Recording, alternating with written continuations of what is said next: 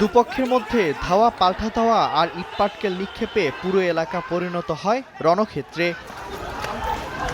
রাঙামাটিতে জেলা ছাত্রদলের নতুন কমিটি ঘোষণা, আর তাতেই ছড়িয়ে পড়ে উত্তেজনা।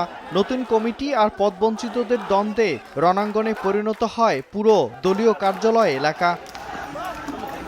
সোমবার বিকেলে নতুন কমিটির স্বাগত মিছিলের ঘোষণা ঘিরে সকাল থেকেই উত্তপ্ত হয়ে ওঠে পরিবেশ। পদবঞ্চিতরা অবস্থান নেয় দলীয় কার্যালয়ের সামনে। এরপরই বাঘাইছড়ি থেকে আসা নতুন কমিটির সমর্থকদের গাড়িবহর এলাকায় পৌঁছাতেই শুরু হয় উত্তেজনা। মুহূর্তেই তা রূপ নেয় সংঘর্ষে। এক পর্যায়ে নতুন কমিটির সমর্থকরা সংঘবদ্ধ হয়ে পাল্টা ধাওয়া দিলে পিছু হটে পদবঞ্চিতরা। এরপর কার্যালয়ের সামনে অবস্থান নিয়ে স্লোগানে মুখর করে তোলে পুরো এলাকা। দখলে নেয় কার্যালয়। আমরা কখনো চাঁদাবাজিকে আমাদের নিজেদের নেতৃত্ব মেনে নিতে পারি না।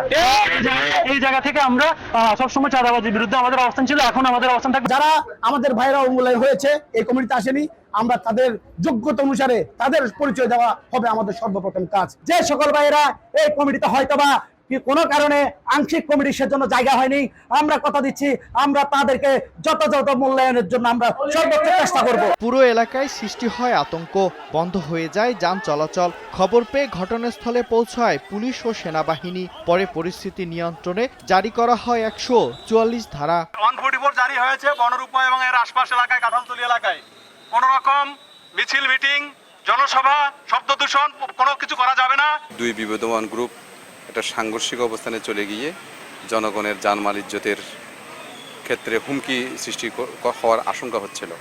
তা আমরা পুলিশ সবসময় অ্যালার্ট আছি।